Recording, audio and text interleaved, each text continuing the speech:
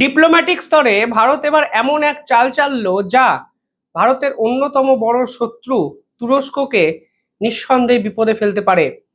তুরস্ক অপারেশন সিন্দুরের পর্বে দিনের পর দিন পাকিস্তানের মতো সন্ত্রাসবাদী একটি রাষ্ট্রকে অস্ত্র এবং ডিপ্লোম্যাটিক স্তরে লাগাতার সাপোর্ট করে গেছে।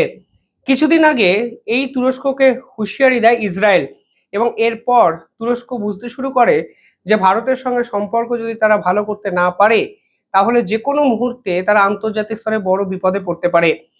এই প্রেক্ষাপটে দাঁড়িয়ে তুরস্ক কিছুদিন আগে দাউদ ইব্রাহিমের যে ডানহাত, যাকে তুরস্ক থেকে গ্রেফতার করা হয়েছে ইন্টারপোলের দ্বারা, তাকে ভারতের হাতে কিন্তু তুলে দেয়। অনেকে বুঝতে পারছিলেন না যে তুরস্ক হঠাৎ করে কেন এতটা ভারত প্রীতি দেখাচ্ছে। এই প্রেক্ষাপটে দাঁড়িয়ে প্রশ্ন উঠেছিল, ভারত কি তাহলে তুরস্ককে ক্ষমা করে দেবে, নাকি তুরস্কর এই বদলে যাওয়াটাকে খুব সহজভাবে নিয়ে পাল্টা চাল চালবে ভারত। আর আজকে ভারত এমন এক চুক্তি করতে চলেছে, তাতে একটা জিনিস স্পষ্ট, ভারত তাদের পুরনো শত্রুকে কিন্তু ভোলে না। এমন এক পদক্ষেপ ভারত নিল যেখানে তুরস্কের খুব কাছে ভারত স্ট্র্যাটেজিক বেস তৈরি করতে পারলো, এবং এটি ইসরায়েল এবং ভারতের সম্পর্ককেও কিন্তু মজবুত করতে পারবে। অপারেশন সিন্দুরের সময় তুরস্কের এই ধরনের আচরণের বিপক্ষে সকলের আগে যে দেশ ভারতের পাশে এসে দাঁড়িয়েছিল তার নাম গ্রিস। গ্রিস খোলাখুলি ভারতীয়দের চিঠি লিখে জানিয়েছিল যে আপনারা তুরস্কতে ঘুরতে না গিয়ে গ্রিসে আসুন। গ্রিস ভারতের বন্ধু।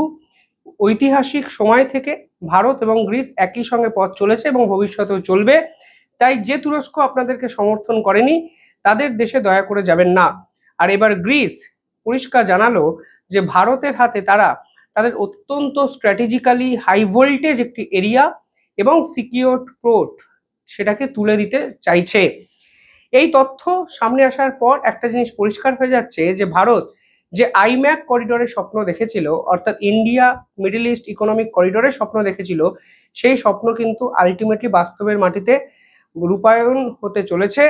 এবং ইসরায়েলের সঙ্গে ভারতের সম্পর্ক এক্ষেত্রে অত্যন্ত গুরুত্বপূর্ণভাবে বৃদ্ধি পাবে, এবং এই ইন্টারন্যাশনাল ট্রেড রুট ভারতের অর্থনীতি, ভারতের ব্যবসা বাণিজ্যকে পরবর্তী ধাপে নিয়ে যেতে পারে।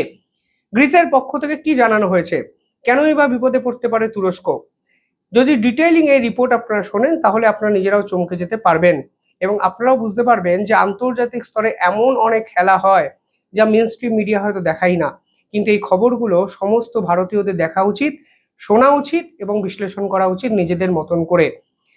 যে তথ্য সামনে এসছে সেখানে বলা হচ্ছে যে ভারতের হাতে গ্রিস স্ট্র্যাটেজিক্যালি লোকেটেড সিকিউরড একটি পোর্ট যার নাম আলেকজান্দ্রোপলি পোর্ট, সেটি নাকি তারা তুলে দিতে চাইছে। এই আলেকজান্দ্রোপলি পোর্ট এমন একটি এরিয়া যার অ্যাক্সেস যদি ভারত পায়, তাহলে কিন্তু গোটা বিশ্বের বুকে ভারতের প্রেজেন্স এক লাফে 5 গুণ বেড়ে যেতে পারে। কালকে ইসরায়েলের মিডিয়া এই খবরকে প্রকাশ করেছে, গ্রিসের একাধিক মিডিয়া এই খবরকে সামনে এনেছে, ভারতের একাধিক মিডিয়াও সামনে এনে বলেছে যে আমরা স্টেট অফ হরমুজের উপর যে ডিপেন্ডেন্সি ভারতের ছিল তা অনেকটা কমিয়ে ফেলতে পারবো যদি এই পোর্টের অ্যাক্সেস ভারত অফিসিয়ালি পায়। গ্রিসের পক্ষ থেকে কালকে ইউরো ব্যাংকের সিও সর্বপ্রথম এই তথ্যটি আমাদের সামনে রিভিল করে। সেখানে তিনি বলেন যে এই মুহূর্তে দাঁড়িয়ে ভারত এই আলেকজান্দ্রোপলি পোর্টের পার্শিয়াল স্টেট কিংবা অ্যাকিউজিশন করার কথা ভেবেছে, এবং গ্রিস সরকারও ভারতের কোনো সংস্থার হাতে সেই পার্টিকুলার সত্যটি তুলে দিতে রাজি হয়েছে, এবং খুব অল্প কিছুদিনের মধ্যে এই ডিলটি কমপ্লিট হয়ে যাবে। অর্থাৎ এখানে গ্রিসেরও একটি মেজর পলিসি শিফট কিন্তু দেখা যাচ্ছে। গ্রিসের পক্ষ থেকে এর আগে জানানো হয়েছিল যে তারা কখনোই আলেকজান্দ্রোপলি পোর্টের মতো গুরুত্বপূর্ণ ক্রিটিক্যাল ইনফ্রাস্ট্রাকচারে প্রাইভেট কোনো কোম্পানিকে আসতে দেবে না, এটি সরকারি অ্যাসেট হিসাবেই থাকবে, কারণ এটি অত্যন্ত ক্রিটিক্যাল একটি জায়গা। প্রাইভেটাইজেশনের পর তাদের দেশের ন্যাশনাল সিকিউরিটির উপরেও যে কোনো মুহূর্তে থ্রেট আসতে পারে, এবং গ্রিসের প্রেসিডেন্ট ঠিক এটাই বলেছিলেন যে আমরা কোনোদিনই প্রাইভেটাইজেশন করব না, কারণ এটি ন্যাশনাল সিকিউরিটির জন্য অত্যন্ত গুরুত্বপূর্ণ একটি ইনফ্রাস্ট্রাকচার। আর সেই ইনফ্রাস্ট্রাকচারই এখন তারা ভারতের হাতে তুলে দিতে চাইছেন, এবং তুরস্ককে তারা জব্দ করতে চাইছেন ভারতের মতো শক্তিশালী এক রাষ্ট্রের এই অঞ্চলে প্রেজেন্সটি বাড়িয়ে। কেন এই পোর্টটি ক্রুশিয়াল, একটু ডিটেইলিং এ যদি আপনারা দেখেন তাহলে দেখবেন এর অবস্থানটাই হলো এর একমাত্র শক্তিশালী দিক। তুরস্কের কাছে একদম এটি অবস্থিত। ম্যাপটি যদি দেখেন তাহলে বুঝবেন এখান থেকে কয়েক কিলোমিটার দূরে অবস্থিত তুরস্ক। এবং যদি এই পোর্টের অ্যাক্সেস আপনারা মানে ভারতের হাতে যদি তুলে দেওয়া হয়, তাহলে মেডিটেরিয়ান সি থেকে যে কোনো জাহাজ যদি এই পোর্টে পৌঁছায়, তাহলে তার দিকে 3টে পথ খুলে যাচ্ছে, একটা নয়। বোঝার চেষ্টা করুন, 3 দিকে যে কোনো জায়গায় ভারতের পরবর্তীকালে যেতে পারে, যার মধ্যে একটি ইম্পর্টেন্ট হলো ব্ল্যাক সির অ্যাক্সেস খুলে যাবে, ইস্টার্ন ইউরোপের অ্যাক্সেস খুলে যাবে, এবং রাশিয়ার অ্যাক্সেস কিন্তু অনেক বেশি খুলে যাবে যদি এই আলেকজান্দ্রোপলি পোর্ট ভারত অ্যাক্সেস করতে পারে। এবং এই পোর্টটি আরো ইম্পর্টেন্ট হয়ে যাচ্ছে যে ইউরোপের ব্যাকডোর করিডর হিসাবে এই পোর্টটিকে কিন্তু ব্যবহার করতে পারবে ভারত। অর্থাৎ সরাসরি ইউরোপের যাত্রাপথ ভারতের কাছে অত্যন্ত সহজ হয়ে গেল এই পোর্টের অ্যাকুইজিশনের পর। এবং আপনারা জানেন, ভারত এবং ইউরোপের মাদার অফ অল ডিলস যাকে বলা হচ্ছে, সেই যে ব্যবসায়ী চুক্তিটি হওয়ার পর ভারত এবং ইউরোপের ব্যবসা বাণিজ্য যেভাবে অগ্রগতি করবে আগামী 5 বছরের মধ্যে, সেইখানে দাঁড়িয়ে গ্রিসের এই পোর্টটি অত্যন্ত স্ট্র্যাটেজিক্যালি একটি গুরুত্বপূর্ণ ইনফ্রাস্ট্রাকচার হতে চলেছে। রাশিয়া এবং ইউক্রেন যুদ্ধে এই পার্টিকুলার পোর্টটিকে কিন্তু ব্যবহার করেছিল ন্যাটো। দিনের পর দিন ন্যাটো এই পোর্টকে কাজে লাগিয়েই তাদের সেনাবাহিনী, তাদের একাধিক ইকুইপমেন্ট, অস্ত্রশস্ত্র সবই কিন্তু ইউক্রেনকে দিনের পর দিন পৌঁছে দিয়েছে। কারণ ইস্টার্ন ইউরোপের করিডর হিসাবে এই পোর্টটিকে ন্যাটো ব্যবহার করে, যে করিডরকে এখন ব্যবহার করতে পারে ভারত। আপনারা যদি আইম্যাক করিডরের কথা ভাবেন, তাহলে দেখবেন এই করিডরটি মুম্বাই থেকে যাত্রা শুরু করে ইউএইতে গিয়ে পৌঁছায়, আমাদের আরও এক বন্ধু রাষ্ট্র আরব, যেখানে কিছুদিন আগে ডক্টর জয়শঙ্কর গেছিলেন।